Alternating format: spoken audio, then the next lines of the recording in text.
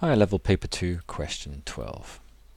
What we're going to do is we're going to type in the function given to us, but we're just going to ignore the k for the moment. It's just a constant multiplier to go from length of piping up to cost of piping. So we'll just go ahead and type in the expression which one presumes you've been able to derive from your own workings. Move out aside there. We need to add on 1000 minus x. So there's a graph of it. It doesn't look particularly impressive. If we're thinking of values for x, we've got to have x ranging from 0 to 1000. So if I do menu, window zoom, go to window settings, and have going from 0 to 1000 in steps of 100, we'll obviously have to change the y-axis in a minute, but still nothing on show. But now I've got my x-axis sorted. I can do menu, I can choose window zoom. If I choose zoom fit, it will scale everything appropriately so that the length of piping is the one given on show. Now being asked to find a minimum, and there does appear to be a minimum happening over there.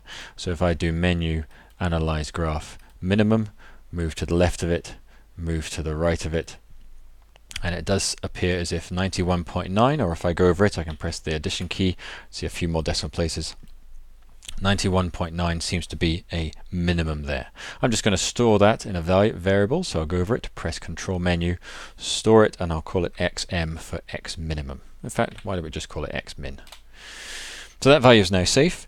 We can go on and prove that it's a minimum. Well, visually it looks good, but we can work out the second derivative of this function and evaluate it that way.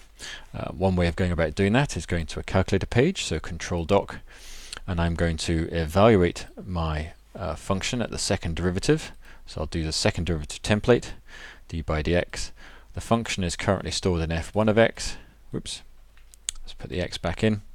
And I'm going to press Control equals and define x to be equal to my x minimum by pressing the var key like so. And for it to be a minimum, this should be a, well, it works out to be a positive. So yes, that is a minimum if you follow through the logic. And so it does appear as though we do indeed have a minimum there. What is the minimum cost?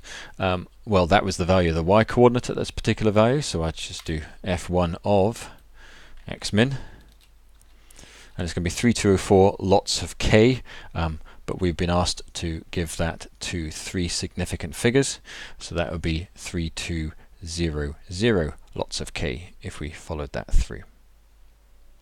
For working out the angle of the diagram, we'd have to sort of draw it precisely to scale, and that's just too tedious here. It's just simple inverse trig, inverse tan function, and so that's all we can do here. We're done.